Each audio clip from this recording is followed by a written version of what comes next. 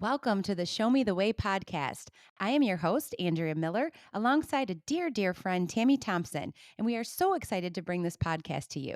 Show Me the Way podcast is a podcast dedicated to exploring the journeys of those who have faced adversity and found themselves on unexpected paths. We will have meaningful, thoughtful conversations about challenges we have faced and how we discovered and forged new direction. Prepare to be inspired and to uncover your own strength as you listen to relatable and motivating stories. Life has a way of twisting and turning, and we often need a fresh perspective to understand how to navigate. Let's show each other the way.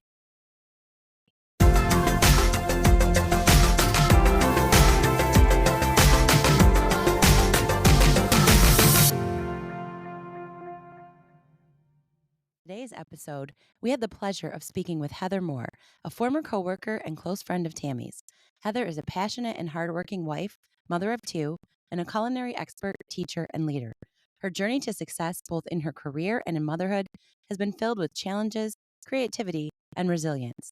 Heather shares her inspiring perspective on life, emphasizing the importance of pursuing dreams fearlessly and trusting that things will work out. She offers valuable advice on embracing challenges, setting an example for her children, and making a meaningful impact. Heather also reflects on her late father's words of wisdom that everything will be okay and work out. Her story is a powerful reminder of strength, perseverance, and the beauty of embracing life's twists and turns. Excited to be back with the Show Me the Way podcast, and we're looking forward to speaking with Heather Moore. Interestingly enough, as I did some research, Heather lives very close to me, and we have some friends in common. So we may be starting our very own friendship right here. So excited about that. And Heather and Tammy work together and cross paths at Schoolcraft College in Michigan. So Tammy's been wanting to have Heather on the show.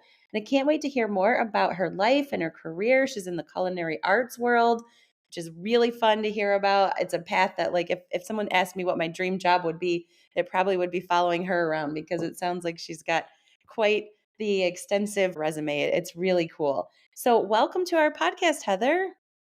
Thank you. Thank you for having me. Of course. And I want to give Tammy the opportunity to share a little bit more on how the two of you know each other. So Heather and I had both worked at the college for a while, and we didn't know each other. And then we both were fortunate to move into some new positions, and our roles were very closely aligned. And so we worked hand in hand, really close together, and just developed a strong working relationship and awesome friendship. And we just worked so well together and get to know each other both from a work perspective and become friends as well. And since then, of course, we both have moved on, but we still stay in touch. That's wonderful. Yeah, you've had her on our list for quite some time. So glad we made this work out. I know, Heather, you have a very busy schedule. So excited that we were able to squeeze you in today. So before we jump into your story of a pivot or a path that had to change, let's just hear a little bit more about you and your family and where you're from and that kind of thing. Okay, so I have always kind of lived in the area, and I am married to my high school sweetheart, Jason. We've been together since ninth grade, and we have two kids, Kayla and Sean, and Sean is 4 and Kayla is 7. And that's kind of like my personal life right now. I mean, you don't, at this phase in life, you don't really have much more room for other things of like personal life. So I guess that would be my personal bit. Yes, for sure. And tell us a little bit more about what you do. So currently, I teach full time as a pastry instructor at Schoolcraft College in the culinary arts department. Next year, I'm actually going to be moving to the baking side of things, which is my true love. I love both baking and pastry. They're very like much intertwined with one another. I have certifications in both, but my master certification is in baking, and so I knew like okay, we're talking about hiring on another full time instructor because we need another baking and pastry full time instructor. I'm like, well, then if I'm going to find my permanent landing, like I'm going home back to my baking roots. I'm lucky I get to teach both in the core program, which is the program where students are coming for just a well-rounded education, where they come for the savory side and the sweet side, as well as I teach in the baking and pastry program, which is a 1-year certificate where they do half of the time in baking, half of the side in pastry. So I teach in both sides. Wow, that is so cool. I love that. That's excellent. And way to speak up for yourself and say, I want to go forward with the baking side. So, congratulations on that. Yeah, thank you. Course. Okay, so like I kind of explained to you before, and like you saw in an email that you had received, that the Show Me the Way podcast is really an opportunity for guests to share where they thought their path looked like something and it completely had to change for one reason or another. I think the older we get, we have all kinds of examples like that. So, as I always say, Tammy and I don't structure, we don't say, here's what we are forcing you to talk about. We want you to talk about whatever is on your heart, but just something that you think our listeners would like to hear about a time in your life where you thought, things were going one way and you knew that they were going to pivot and go a different way and the perspective you gained from that. Sure. So, I mean, really, of how I even started in the culinary field was a major pivot because when I went to PCEP, Plymouth Canyon Community Schools, and they have a whole program. It's called Kitty Campus, and I was very much set on I'm going to be an elementary school teacher, and this is what I want to do. And I got out of high school, went on to college. It's kind of a difficult transitional time, I think, in anybody's life. And I was like, man, this is like a continuation of high school. I can't really sit still that long. I like to be up and moving and doing things and be really creative. And for me, it was just more of this at that time in my life, probably just couldn't get through the basic stuff that you had to get through for that. So I dropped out of school, and my parents were not happy, right? Which I can respect now as a parent. Like, I get it. And they're like, you're never going to go back to school. I do remember them saying that. Like, you drop out, you're never going to go back. And I'm like, I will. And my cousin's boyfriend at the time was like, hey, Schoolcraft is starting this new baking and pastry program and their culinary program. I'm going to do it. And long story short, I ended up doing it and he didn't.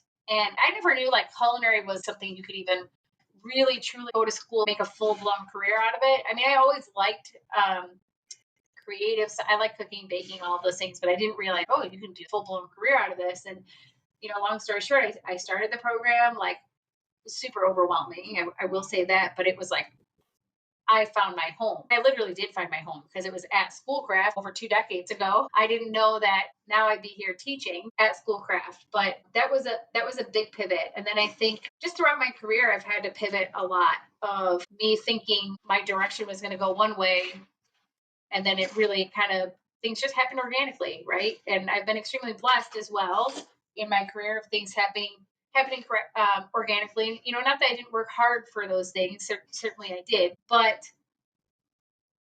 sometimes I thought, okay, I'm gonna do my own thing.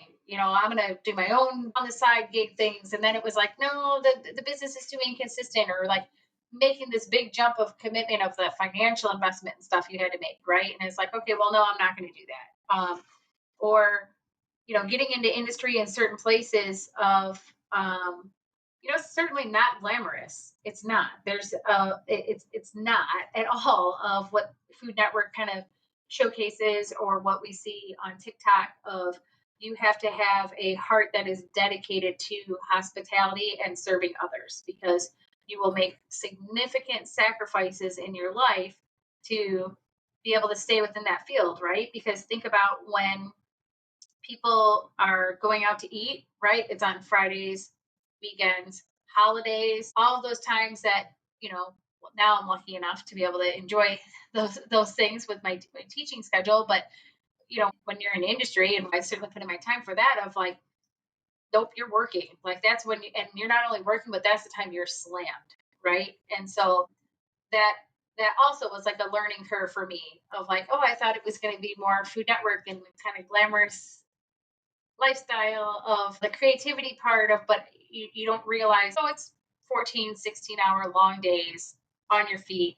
It's not always glamorous. When I was in my director role, that's when I worked really closely with Tammy. I had never washed so many dishes in my life, like in that role, right?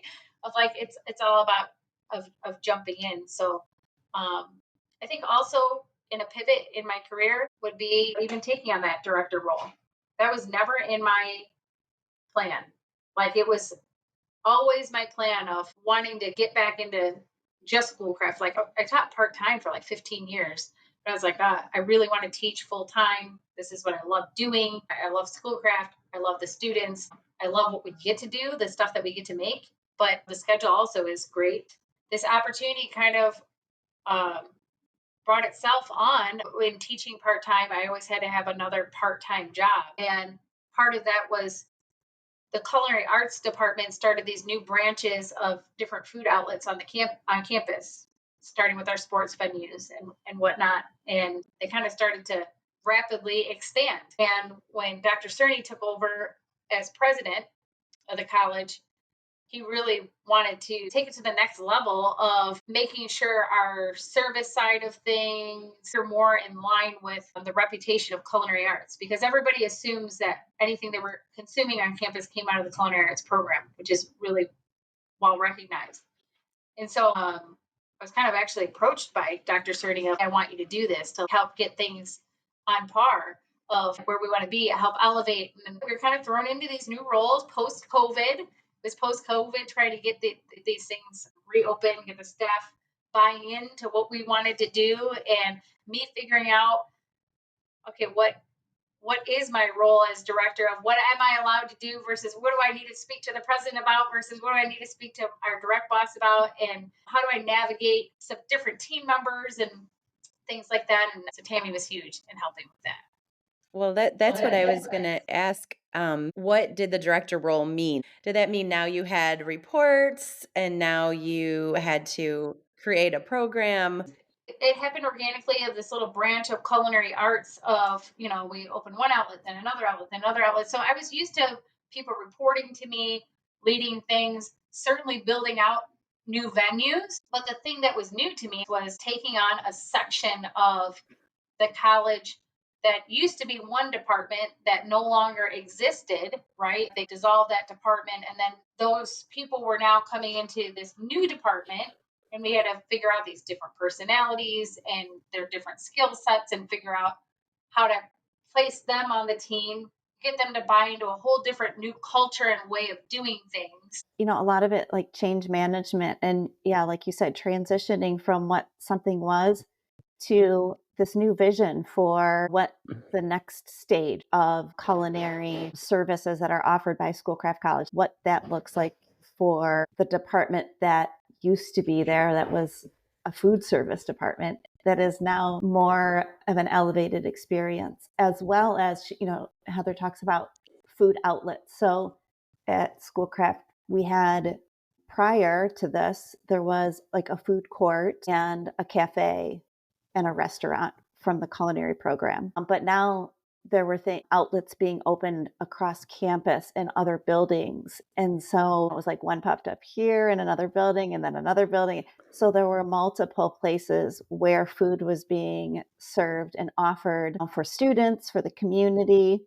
And that all went under Heather and her staff and launching them. So they were like little businesses. And like she said, that's a big undertaking. Earlier in her life, she was like, well, maybe I want to have a little side gig and start a business. And then she ended up getting thrown into starting a whole bunch of businesses. Yeah, Right? 11. There were like 11. There was 11 when I left. But that's Yeah. so exciting because Yes. I don't want to say it wasn't risky because you did have to impress and you did have to make a difference, but you also had this program that had this, like you said, reputation kind of backing you. So Yeah. I like that you were able to tap into your creativity with this. And it sounds like you kind of had the opportunity to kind of do what you wanted. So there's that whole side, which had to have been exciting. Yeah, there was a lot of trust there, but then, with that is a lot of pressure. Those were some of the most, I would say exciting and fun and a cool time in my life, but also like some of the darkest days of my life, of very difficult things that happened, that came along with that role. And those are the days, those are the experiences that you learn the most, even though they're True. very stressful, right? True. And like you said, yes, lots of exciting things, lots of fun things, and then also challenging things. But in the end, it's really good learning, and it's just sharpening your skills too, right? Right. With all these extra layers. Yeah, and I can Yeah. see why you and Tammy got along so well. And, she's a great person to bounce ideas off of and work together with. And that's why I always make her follow me with all of my crazy ideas because I can't imagine doing things without her by my side. So I can see why the two of you click so well. But I think this also gives us a good segue. You mentioned you've got, I say little ones because my kids are a lot older. They're too old, 18 and 15. And so you did all of this while also managing being a mom, right? So tell us about that. Yeah, so I mean, I certainly tried, and it's funny because I think that being a mom in general is one of the hardest jobs, right? It's one of the most rewarding jobs by far. I mean, super blessed. I wouldn't have it any other way. I love my kids. But being a working mom, and I am a person who, like, it's not worth doing it if I'm not giving it 100%. I think Tammy would vouch for me in knowing that, like, I probably go a little overboard even at times of the amount that I pour myself into different things just because I care, right? And I'm that way in everything I do in life. You've got And passion. yeah, and so for me, that was very hard in my role as director, and even now, still to an extent, with the schedule I have. Certainly now I get summers and stuff, which is great to be with the kids. That that was very hard and continues to be hard because I don't like I don't like feeling like I'm in a position where I can't give 100% of myself to something. So I feel like, and I think in speaking to lots of moms, that they feel that way of like, gosh, like I want a piece for myself. I want an outlet for myself to be creative, feel like I'm contributing to things, right? Like I love what I do, but then also I'm like totally torn up. I would love to just be home with my kids all the time. I want to be with them. And then, there's the sacrifices of even now, ironically, the director position was probably even a little bit more forgiving in the sense of if Kayla got student of the month, right? All right, I'm going to come in or leave for like an hour, go do that, go be present for that, and then come back. But now, even with the teaching, it's like I teach from 6 a.m.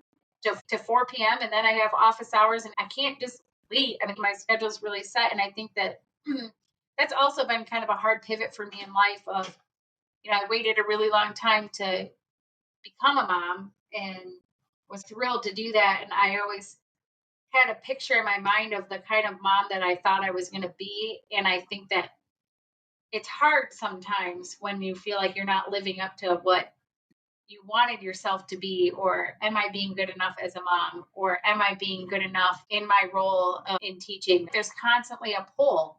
You want to be doing both, but you're only human, right? Right, for sure. And there that brings the word pressure to mind again. So Yeah. we do put pressure on ourselves. But what I always like to say, and especially when I hear moms as guests on the show talk about these things, you're teaching your kids so much though, too. Like how you can go after your passions, how you can go after your dreams, you can make an impact. And I think that says so much. So yeah, we do have guilt. We have mom guilt all the time if we Yeah. leave or if we miss something or whatever. But then we can say, but also we've shown our children what you can do out there in the world and that there are opportunities and that you can build a house, be married, have a happy life there, but you can also go after some of your dreams and have impacts on others as well. So I think there's something to be said about that. No, 100%. Yeah, I really agree with that. And, it is cool to see my daughter's like super proud, right? Oh, my mom, she's a chef. She loves that. She doesn't love when sometimes I had to miss some things. But at the end of the day, she loves that she can tell people, my mom can make that, or that mom can throw down at trunk or treat and make sure we take first place every year with my creative side, right? Like she loves that part of it. And I think it is really good, especially for my daughter, to just to set a good example of. I have to do in a few weeks. The college actually asked me to be a keynote speaker for the girls in STEM thing, and I told my husband, I want you to bring Kayla to that. I want Kayla to come, and I want her to hear everything Mom says that morning too. That's amazing. Yeah, I love that. And I think we said it in the last podcast. There's something to be said about when your kids say they're proud of you. I mean, I have boys, so you don't get the Yeah. same kind of thing from them. You're like, good job, mom. But occasionally when you just have that glimmer where you feel like they're proud of what you're doing, or they've created a memory based on something that you've done. So yeah, that will be really cool for her to see her mom speak like that. And what an exciting opportunity. Congratulations for that. Oh yeah, thank you. I just wanted to comment about, am I doing enough? Am I good enough? Yes, we're all good enough. And we are all so critical of ourselves. I mean, I think whether you're a mom or not, no matter what you do in life, I think you do something and you have a win, and then you're still like, well, I could have done this and it could be better. We are so hard on ourselves. And I think in general, women, moms, society, we have to stop being so critical of ourselves and seeing the strengths that we have and the wins that we have and the amazingness that we are. See, there goes that mentorship that I missed. I See? know. She Yeah, always so you has know what such good yeah, you perspective. know what Tammy used to say to me when I would stress out? I think about it still to this day. I stress out over something at work and I'm like, I'd be so mad. Tammy's like, when you go home tonight, you tuck it away, you put it in the drawer. Like you gotta just be proud. And I always think of that. And I think you're absolutely right, Tammy. And I think the world is kind of just hard in general. And I think that there's something to be said with having the power of positivity for sure. And yeah, we see social media, everything is like sunshine and rainbows, and that's not life, that's No, not real life, and yeah, there are challenges out there and everything isn't always perfect. And that's okay because yeah. with that messiness comes a lot of stuff. Right, Andrea? Yes. She loves the I messy. always say do it messy. And one of the big things about this podcast, which people have heard a couple of times if they've listened to all the episodes, is that I was like, come on, Tammy, we're doing it. We're doing it. Let's just plug in our microphones and let's just get started. And Tammy's like, take a minute, roll it back. Maybe we should plan a little bit. I'm like, yeah, okay, you're right. So she does kind of remind me of that. But I'm all about doing things messy because if you're too much a perfectionist, you'll stop and you won't even get started and then you'll miss out on an opportunity. Sometimes you do have to do things slightly messy. It is good to tweak and be organized and think things through, but it's also good to just not be afraid to jump in. So what I really love is that you were going to school for something else and you thought, this isn't right. And looking back, you can say, gosh, I failed at school. But I look at it as such a positive that you recognized it early and decided you need to switch gears. That means a lot to me. My son that goes away to school, college, and I tell him that all the time. Like if you switch, if something comes up that you like better, it's okay. Don't look at that as a failure. You try something new because you're 18 years old. How do you know what you're going to do with your life at that point? Right. Yeah. Exactly. Exactly. Yeah. So, do you still when you say teaching, is that school still at Schoolcraft?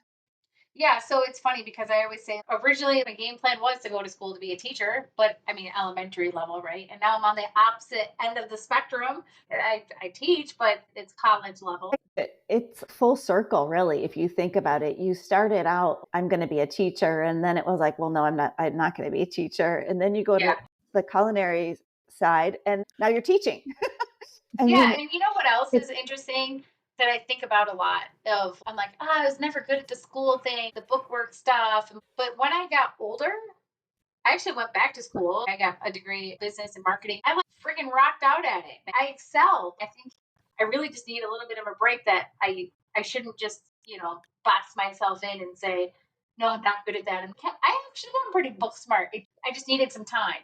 I For still prefer sure. the being on my feet running around, but I can For do it. sure though, but I also think like I went to get my master's later a few years after I got my bachelor's and I think when you're older and when it's something you're passionate about, it's such a different Easier. schooling experience. Yeah, Yeah. yeah. Yeah, and Yeah. my husband said that. when, yeah, when you're Uh, older, you can apply. Yeah. Well, when it's also, I didn't believe him, right? Of like when I went back to school and like, you're getting through those basics. He's like, Heather, I swear, because he's got a master's too. He's like, as you get into like more like the master classes and it's more like honed in on like what your specialty is, and what you care about. He's like, I swear it gets easier. I'm like, yeah, whatever. And I'm like, oh, he was right. You can relate so much. Mhm. Yeah, For yeah. sure. And you're like, hey, I want to learn this because, well, I can use this at work to make my life easier. You know what Yeah. I mean? Right. Right. Yeah. Yeah. Right. Well, we often ask our guests to think back and come up with something that they would tell their younger self. If you had some advice, what would it be? So actually, it's pretty easy for me because it's interesting and I'm terrified for when my daughter gets to the middle school ages. Middle school, high school, you could not pay me to go back and do that phase of life again. And it's funny because in speaking to so many of even my students now, right, that's a pretty common thing that particularly females will say, right? Of it's a difficult time in life. You're going through body changes and insecurities and all these things. The thing that I would tell myself is it's all going to be okay. It's all going to work itself out. It's okay. And my dad used to say this to me, and it's so funny now being the parent and like hearing yourself say the things that my dad was a super wise man. I just didn't respect it when I was younger enough to know it, that like it's all going to be okay. The things that like I thought were life shattering, right? At the end of the day, no, I don't talk to those people anymore, and it doesn't really matter what they think about me, right? And I think that I would say that to my younger self and continue to say that to myself when I get in my own head, even now sometimes of like, remember, it's all going to be okay. At the end of the day, be a good person, be somebody that you're proud of. You're proud of yourself and that you can live with yourself, and the rest of it's all going to work itself out. Don't get so caught up on all the little things that I mean I can say that I'm going to say that to myself like, oh, wise words. I still have to remind myself of that. My husband reminds me of that a lot because as much as I say I want to do things 100% and that's my personality, that's the same way of how I care about things. I care about things so deeply in my soul, and that's never going to change about me.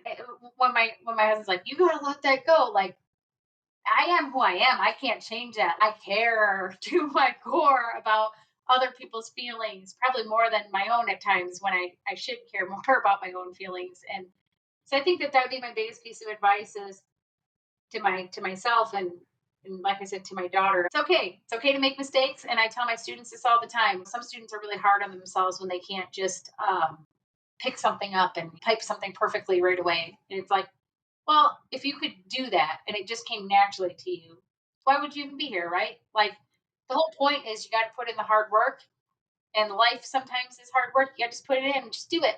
Just do it. It's all going to work itself out. I think that is great advice, and it's funny because I love baking. Nowhere near your level, but I love to bake, and it is such a everything has to be precise. So Yeah. if you're a perfectionist, like I actually took a cake decorating class. It was supposed to be for fun. I quit because it was stressing me out so much because I was being a perfectionist. I will say that over time, I've become better at doing things messy. I'm certain my son being in a wheelchair has a lot to do with that. But as you're talking, I'm like, I understand why you looked to Tammy so much because she's definitely been the person in my corner several times to say, calm down, everything's going to be okay. So Yeah. I love that advice. It's great for our younger selves, but it's also great for us today. I mean, like you said, there's some core things that we're not going to change about ourselves, but it's a really good reminder. It seems simple, but it's very true. I remember things that I would freak out about, and looking back, it's like, why did that upset me so much compared to things that I've dealt with since then? Yeah, yeah. And you know what? I think that it was easier for me when my dad passed away to take on that philosophy. My dad passed away very suddenly of a heart attack. Like one morning he just woke up, passed away. It was Mm, devastating, right? And when that all happened, I'm like, wow, everything that I thought mattered before and things that I thought were hard before, like didn't even matter. Like right. it didn't even matter. And I think like life has a way of humbling you and throwing things at you, and not just humbling you, but also life has a way of throwing things at you to show you how strong and resilient you can be. Because there are certain things that were thrown at me, and um, I'm very strong in my faith, right? But of had me questioning, why me? Why is this happening to me? I remember seeing a quote before that came across that was like, "You've been given this mountain to show others that can be moved or it can be climbed," right? And it was like, dang, And when you come out, it's hard when you're in it, but when you come out on the other side, and then you can help give advice and talk somebody else through a similar difficult time, you're like, that's why that was thrown at me in life. I get it now. It's I just hard to love see that. sometimes. I love that so much, and that's the whole reason we're doing this podcast. It truly is everything that you just described, and it sounds like your wise dad certainly shared a Yeah. lot with you and passed a lot on to you, and I appreciate that you're able to share some of his little tidbits here. So homage to him for sure. Well, before we let you go, is there anything else that you would like our listeners to take from today's episode? I think it's just more, what we ended with. It's really easy for me to say. My husband would be like, "That's not my wife talking. She comes home stressed out a lot of days, right?" I have to explain to him. Sometimes I just want you to listen. You don't have to solve my Solve problem. it. Yeah, you don't have to Yeah, solve it. Can you that's just a man woman thing. yeah, and can you just like look up from your phone and pretend you're listening like that? Yeah. I don't know. No, my husband he listens, but he is like, no, this is what you need to do. Yeah, I think that's the biggest thing that I would like the takeaway to be is, hey, life does not always go as planned, right? I think that the thing that you can plan on is that you can't plan anything. Just difficulties in life of it took me way longer to have children and I had to go a different path than what I thought I was gonna have to take. Didn't expect that. Never thought in a million years my dad, who was my best friend, my everything, he's my mentor, never thought in a million years he wouldn't see me turn 30. He wouldn't be here when I had children. Never thought in a million years I would be a director, like at a college, right? All these things, life is just going to happen, and you got to do. It's going to be messy, like you said, Andrea. I love that. Do it messy sometimes too. It's okay. Yeah, just call Tammy and say, "Here's what I'm thinking," and then she'll say, "Okay, do it messy, but maybe do this, this, But and this maybe with too." a little bit of organization. And Yeah, maybe the here's some other, organization. the other thing Tammy always did for me is let's take some of these words out. We're gonna clean you up, right? Tammy. And I can anything that see I'm like, that. you don't need I that. You don't need that. Andrea can relate to that for Oh, sure. well, I've known Tammy. I mean, you've known her a while too, but I've known her since college, and she's always been that person to me. Like, and she's so comfortable since we've known each other for so long that she talks to me. I mean, she's like family, so she'll say it like real. Like, here's what Yes, you need to do, and that yes, doesn't make sense, and you're a hot mess. Well, and the thing too is, you guys, I hope you realize when I do that for you, I'm in your position sometimes too, right? And yeah, I mean, the reverse has happened as well. I'm not the all-knowing. All of us get in a situation like that, and we need those people in our lives to rely on that can help us get rid of the emotion and think critically about the situation, because what Heather's saying, these are things that we're going to go through and we're going to look back on and say, yeah, that was actually good. yeah. I went through that. It was Mhm. good. And Yeah. now I can help Mhm. other people. And now I can help myself moving forward. And Yes. Tammy, it's interesting because you're making me think when you're saying that of a big thing that I've been saying lately too is I think that in the world that we're living in, we're so individualistic. I can do this on my own. As human beings, we are meant to live as a community. We are meant to have each other's backs. We are meant to hear things, see things from a different perspective. And it's great. We should be doing those things of talking to others and letting them help us with the experiences that they've had in their lives, right? Absolutely. Yes. Absolutely. Yes. Well, this has been so much fun. It was just so special having you on. I know Tammy's wanted to have you on for quite some time.